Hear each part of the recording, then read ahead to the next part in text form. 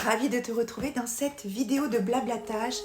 Suite à une demande, je vais vous parler des 13 types de mères dysfonctionnelles. En tout cas, on va dire la version la plus répandue. Dans ces 13 mères, la première mère, on va dire, c'est la mère narcissique. L'enfant existe pour la valoriser. C'est un manque d'empathie, un manque de contrôle, de culpabilisation. Il y a aussi la mère contrôlante, celle qui veut tout décider. Choix de vie, émotions, relations, en fin de compte qui empêche l'autonomie.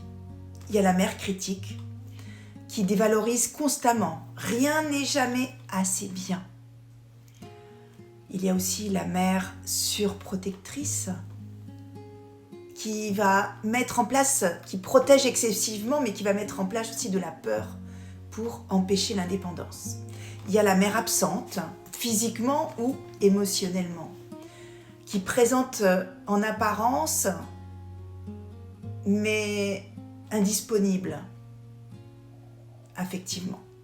Il y a la mère immature, émotionnellement, qui se comporte comme un enfant, qui inverse les rôles, l'enfant devient les parents, etc.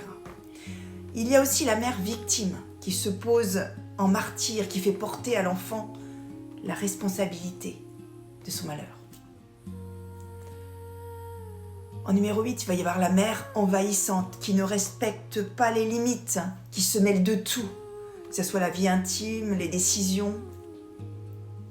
Il y a la mère manipulatrice, qui utilise la culpabilité, le chantage affectif ou tout simplement le silence à l'opposé.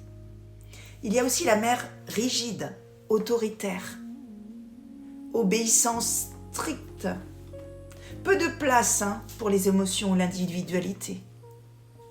Il y a la mère instable, imprévisible, qui change d'humeur brusquement, avec un climat émotionnel vraiment très insécurisant.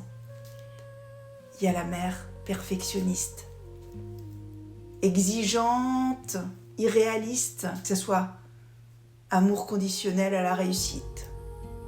Il y a la mère maltraitante, que ce soit au niveau verbal ou psychologique, ou même physique. Violence directe ou des humiliations répétées. Dans toutes ces mères, ces 13 mères, le point important à retenir, c'est qu'une mère peut correspondre à plusieurs types énoncés ici. Le terme, on va dire, dysfonctionnel, il décrit un comportement